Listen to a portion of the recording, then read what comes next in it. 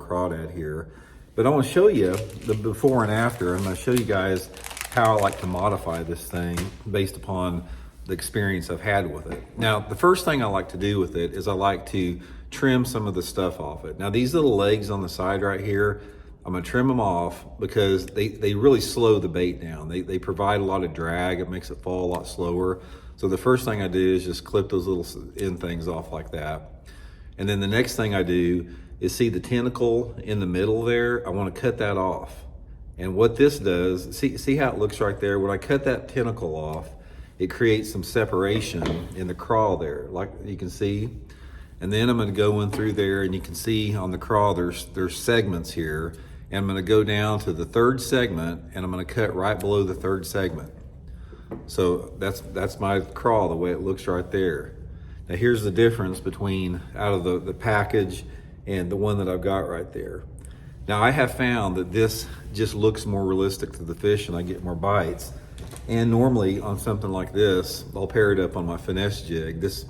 I just got a jig head here right here with no skirt on it, but most of the time I got a skirt. By the way, guys, we're getting ready to come out. You guys know about my Block It throwback jig. We've got a finesse throwback jig coming out from Cumberland Pro Lures that I helped design. Should be out probably within a month or so, so I'll let you guys know there. But it's this little craw imitation, guys, like this. Cutting that craw down, rigging it up like that. Let's thread it up a little bit further here. Little tidbit there, guys. I catch a ton of fish on this bait right here. It's just a little bitty, like 1.5 inch long crawdad. This is about the size of crawdads that bass love to eat. You can catch a 1 pound bass on this or a 10 pound bass on that, but that's sort of the difference with it. Let me see if I can, let me get another one here, and I'm gonna put the full size one on it just to show you sort of the difference between it.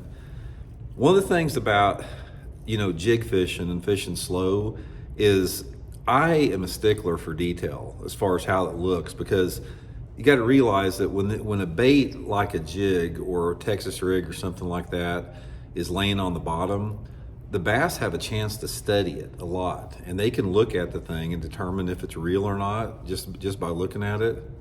So I try to get it, to where they look as real as possible. I'm gonna try to get this on here.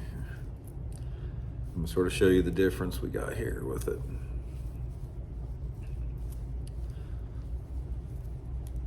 Sort of hard getting it through here. You got this big keeper on here. Sometimes you got to go slow with it.